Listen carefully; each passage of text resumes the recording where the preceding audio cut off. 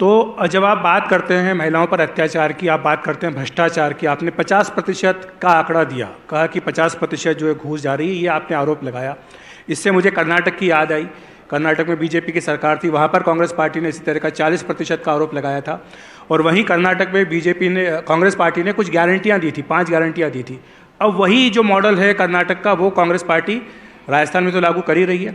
आपने बात की कि ये सब महंगा है, बिजली आ नहीं रही है, लेकिन वो तो महंगाई राहत शिविर लगा रहे हैं। उनका दावा है कि महंगाई राहत शिविर लगा रहे हैं।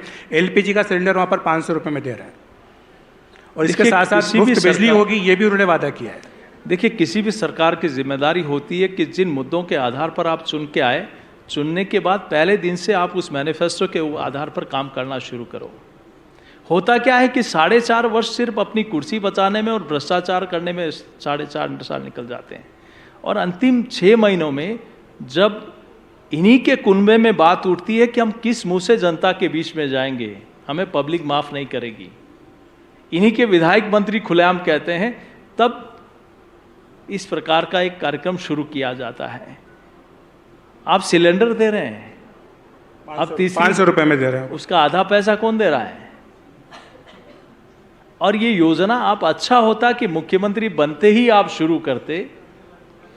10,000 का बिजली का बिल माफ बीजेपी की सरकार में था, आपने आते ही वो शुरू कर दिया।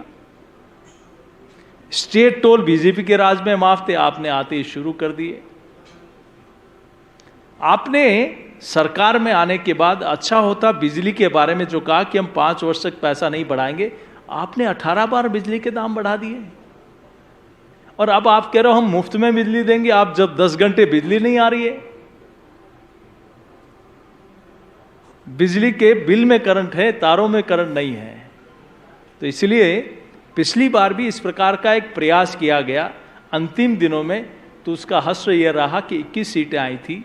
और इस बार मैं दावे के साथ कह सकता हूं कि राजस्थान की जनता स्वाभिमानी जनता है।